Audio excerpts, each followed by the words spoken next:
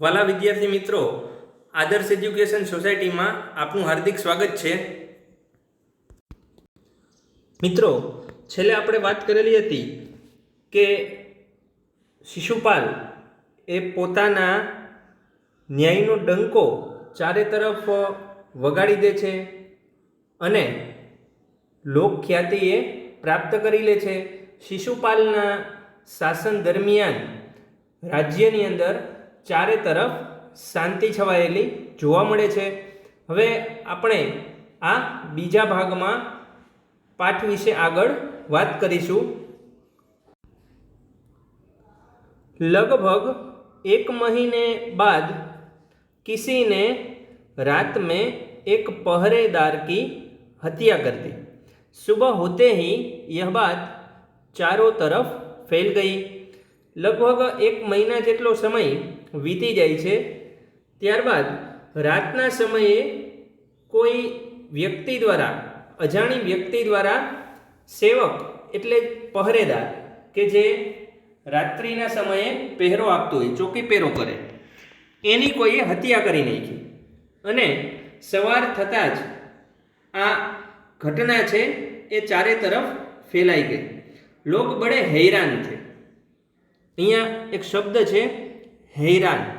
હૈરાન મતલબ ચકિત, આશ્ચર્યચકિત. અને જો માત્ર ઉપર એક માત્ર હોય હેરાન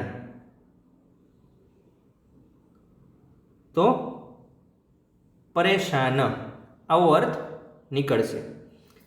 शिशुपाल की तो नींद ही उड़ गई. उन्होंने खाना पीना छोड़कर अपराधी का पता लगाने में रात दिन एक कर दिया. शिशुपालनी ઊંઘ ઉડી જાય છે. અહીંયા એક મુહાવરો છે, નીંદ ઉડ ગઈ મતલબ થશે ચિંતિત હોના. शिशुपाल अत्यंत चिंतित થઈ છે કે આવું કોણ કરી શકે. उन्होंने खाना पीना छोड़कर अपराधी का पता लगाने में रात दिन एक कर दिया. रात दिन एक कर देना એનો મતલબ થશે કે ખૂબ જ મહેનત કરવી, ખૂબ જ પરિશ્રમ કરવો. રાત દિન એક કર દિયા. શિશુપાલ એ અપરાધીની શોધમાં ખૂબ જ મહેનતમાં લાગી જાય છે અને એ ખૂબ જ મહેનત કરે છે, એને શોધવાનો પ્રયત્ન કરે છે. बहुत प्रयत्न के बाद जब अपराधी का पता चला तो शिशुपाल के आश्चर्य का ठिकाना न रहा. स्वयं सम्राट ने उस पहरेदार की हत्या की थी. જ્યારે શિશુપાલને દોષી અપરાધી વિશે ખબર પડે છે તો એ આશ્ચર્યચકિત થઈ જાય છે, કારણ કે એ પહેરેદારની, એ સેવકની હત્યા કરનાર બીજું કોઈ નહીં પણ सम्राट अशोक હતા. सम्राट को अपराधी घोषित करना बहुत ही कठिन काम था. सम्राटने अपराधी साबित करवा એ ખૂબ જ મુશ્કેલ હતું, કારણ કે રાજા અશોકના સામ્રાજ્યની અંદર જ એને અપરાધી કે દોષિત સાબિત કરવા એ ન્યાયમંત્રી માટે પણ મોટું જોખમ હતું.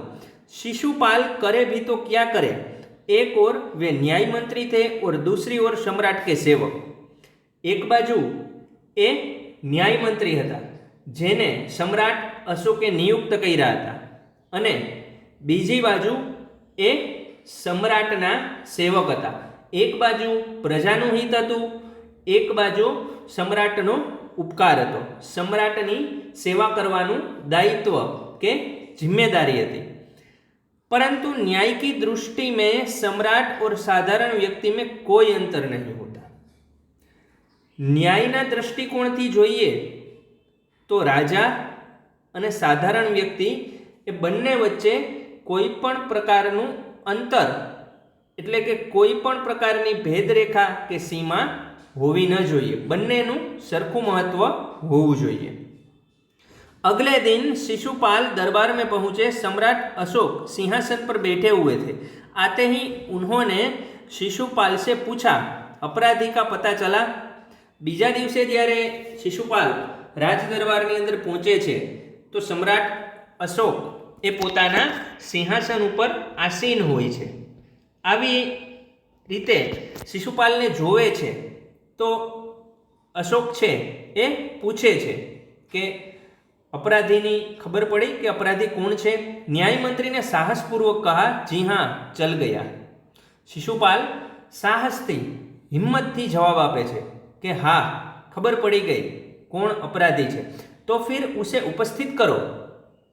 सम्राट अशोक कहे छे कि तो पछी अपराधी ने राजदरबारनी अंदर उपस्थित करवामां आवे। न्याय मंत्री कुछ रुके, फिर अपने उच्च अधिकारी को संकेत करते हुए बोले, धनवीर, इन्हें गिरफ्तार कर लो, मैं आज्ञा देता हूं। शिशुपाल थोड़ी वार विचार में पड़ी जाए छे, रुके, पोते विचारे छे, पछी पोताना उच्च अधिकारी एने संकेत करे छे आंगળી वडे अने कहे छे कि धनवीर, उच्च अधिकारीનું नाम है धनवीर, धनवीर, इन्हें गिरफ्तार कर लो, मैं आज्ञा देता हूं, हूँ तने आदेश आपू छू कि आ व्यक्ति ने तू गिरफ्तार कर लेने पकड़ी ले। संकेत सम्राट की ओर था। शिशुपालनो इशारो सम्राट अशोक तरफ हतो। दरबार में निस्तब्धता छा गई। आखा दरबारनी अंदर शांति छवाई जाए छे। निस्तब्धता मतलब थशे शांति। सम्राट का चेहरा क्रोध से लाल हो गया। सम्राट अशोक ए अत्यंत क्रोधित थई जाय छे। क्रोधना कारणे एनो चेहरो एकदम लाल थई जाय छे, अत्यंत गुस्सा में आवी जाय छे। वे सिंहासन से खड़े हो गए और बोले, इतना साहस। सम्राट अशोक पोताना सिंहासन उपरथी ऊभा थई जाय छे अने ए न्याय मंत्री शिशुपालने कहे छे कि मारा ज राजदरबारनी अंदर मने ज गिरफ्तार करवानो के मने ज पकड़वानो आदेश, आवडू साहस। न्याय मंत्री ने ऐसा भाव प्रकट किया जैसे कुछ सुना ही न हो। पण शिशुपाल जाणे राजाना शब्दों एना काने ज नथी पड्या ए रीते एनी वातने छे ए अनसुनी करी दे छे, एनी वातने सांभळतो नथी। उन्होंने अपने शब्दों को फिर दोहराया, धनवीर, देखते क्या हो, अपराधी को गिरफ्तार करो। फरी पाछा ए शब्दों ए कहे छे कि धनवीर जुए छे शुं, आ एक अपराधी छे, आ गुનેગાર छे, आने पकड़ी ले। दूसरे ही क्षण सम्राट के हाथों में हथकड़ी पड़ गई। बीजी क्षणे सम्राट अशोकना हाथ में हथकड़ी लगावी देवामां आवे छे। न्याय मंत्री ने कहा, अशोक, तुम पर पहरेदार की हत्या का आरोप लगाया जाता है, तुम इसका क्या उत्तर देते हो? सम्राट होठ काट कर रह गए।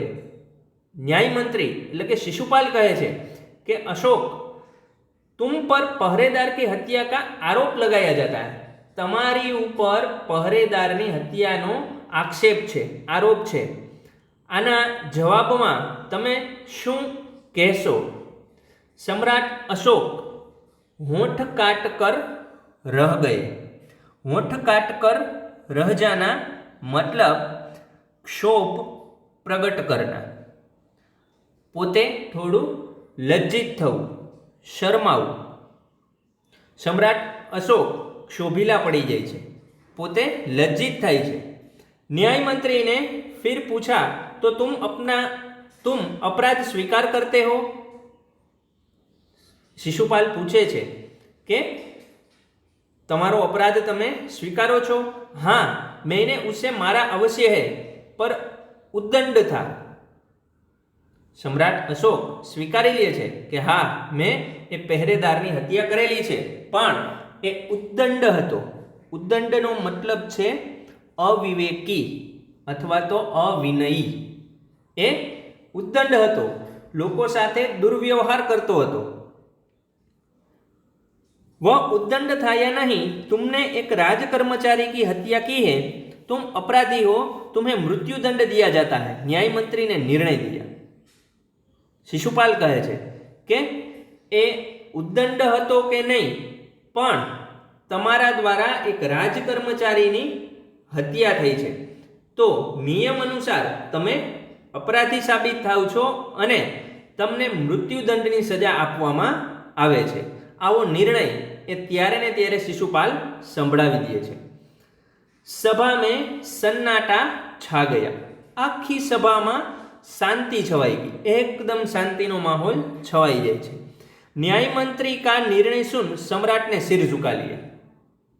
न्याय मंत्री शिशुपाले एवो निर्णय कर्यो, एवो न्याय कर्यो के एना न्याय सामे सम्राट अशोक पण झुकी जाए छे, पोतानुं मस्तक झुकावी दे छे। वे तो स्वयं शिशुपाल की परीक्षा में सफल हो गए थे। सम्राट का हृदय ऐसे व्यक्ति को पाकर गदगद हो रहा था। पोते स्वयं शिशुपालनी परीक्षा में सफल थई रह्या हता, जे शिशुपालने एक न्याय करवानो अवसर आपे छे अने पछी एने तपासवा माटे ए राजकर्मचारीनी हत्या करे छे।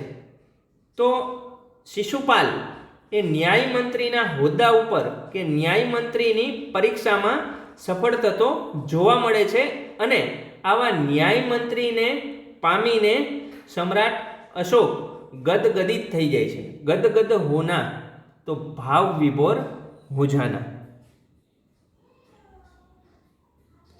तभी न्याय मंत्री का संकेत पाकर एक कर्मचारी सम्राट अशोक की सोने की मूर्ति लेकर उपस्थित हो गया। बराबर त्यारे ज शिशुपाल ना इशारा द्वारा एक कर्मचारी राजा अशोकनी सोनानी मूर्ति लई अने त्यां हाजर थाय छे। न्याय मंत्री ने खड़े होकर कहा, सज्जनों, यह सच है कि मैं न्याय मंत्री हूं और यह भी सच है कि अपराधी को दंड मिलना चाहिए, परंतु अपराधी और कोई नहीं, स्वयं सम्राट है।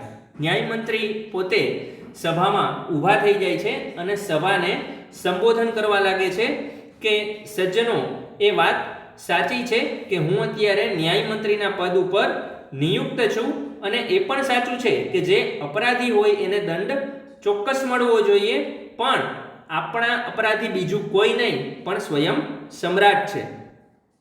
शास्त्रों में राजा को ईश्वर का रूप माना गया है। अहींया खास शिशुपाल प्रजाने समजावता कहे छे के शास्त्रोनी अंदर राजाने ईश्वरनुं रूप मानवामां आवे छे। कारण के राजा प्रजानो पालक छे, एनुं पोषण करे छे, एने पोषे छे। एना राज्याश्रयनी अंदर प्रजा छे ए प्रगति करे छे, एटला माटे शास्त्रनी अंदर राजाने ईश्वर समान गणवामां आवे छे। इसलिए उसे ईश्वर ही दंड दे सकता है।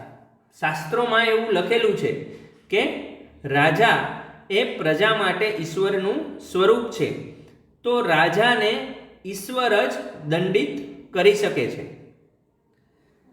अतएव मैं आज्ञा देता हूं कि सम्राट को चेतावनी देकर छोड़ दिया जाए।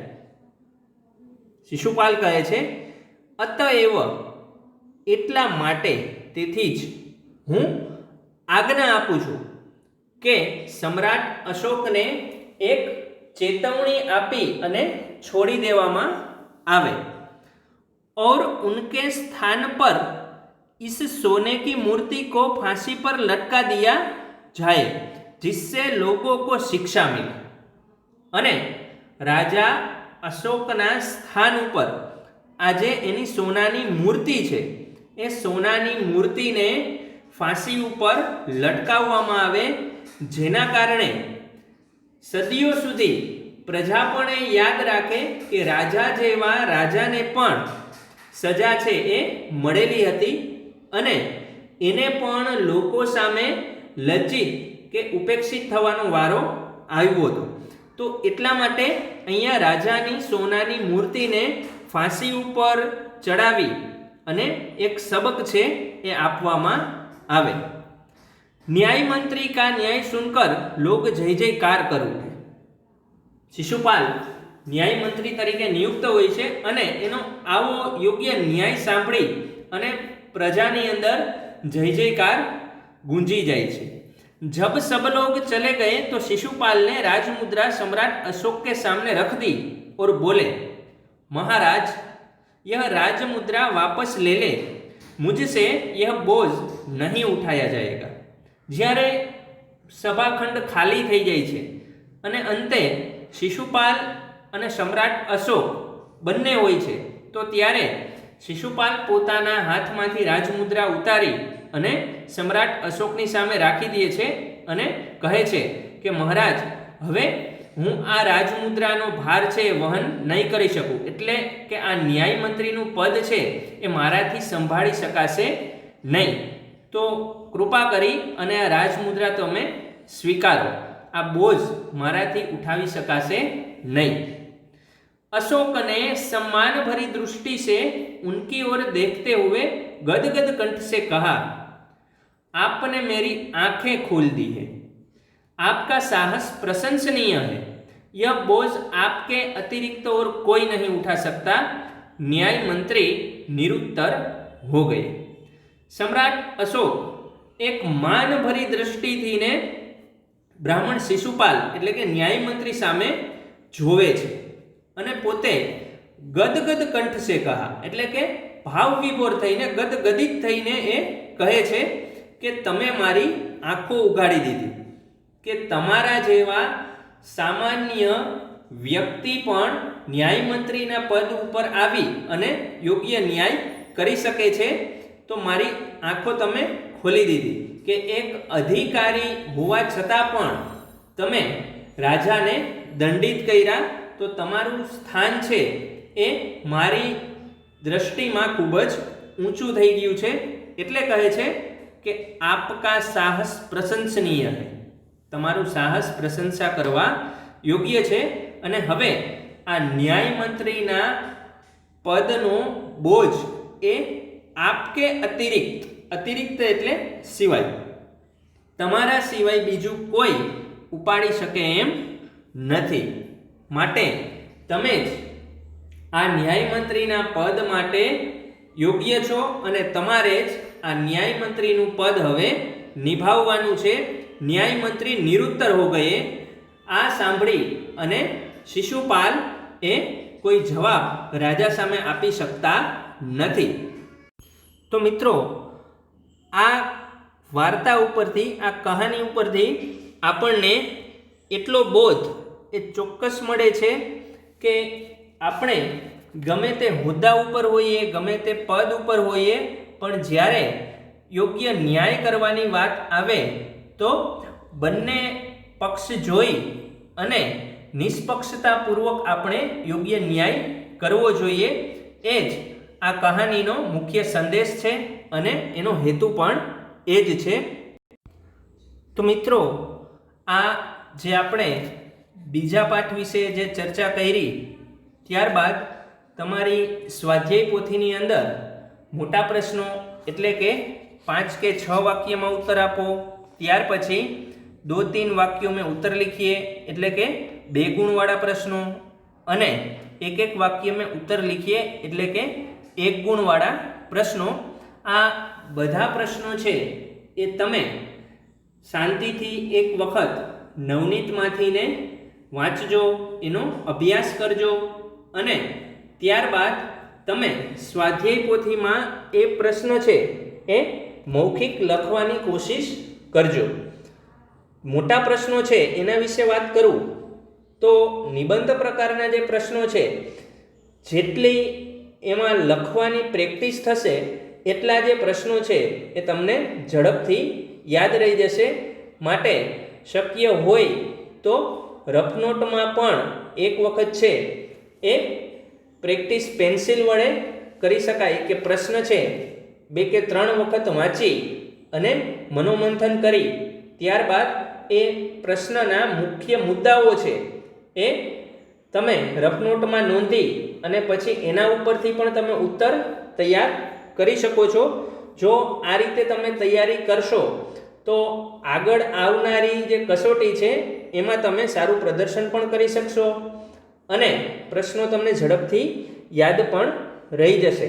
અને એ સિવાય આગળના પ્રકરણ મુજબ જે રીતે મેં વાત કરેલી કે વ્યાકરણ વિભાગ, તો એમાં સમાનાર્થી, પર્યાયવાચી, મુહાવરે, કહાવતે, જે સામાન્ય વ્યાકરણ છે એ બધું તમારે તમારી રીતે છે એ પૂરવણી કરવી. એક વખત પાઠનું ગહન અધ્યયન કરવું. જેટલું તમે પાઠનું વાંચન કરશો, પાઠને સમજવાની કોશિશ કરશો, એને તમે પી જશો, એટલા જ તમને પ્રશ્નો લખવામાં સરળતા રહેશે. એટલે પાઠને ગોખવાની જરૂરિયાત નથી, પણ પાઠને આત્મસાત કરવો જરૂરી છે. તો તમે માત્ર ને માત્ર પ્રશ્નોનું વાંચન નહીં કે પ્રશ્નોત્તરનું વાંચન નહીં, પણ પાઠનું પણ ગહન અધ્યયન કરજો. તો બસ, ફરીથી આપણે નવા ટોપિક સાથે મળીશું. ત્યાં સુધી આવજો.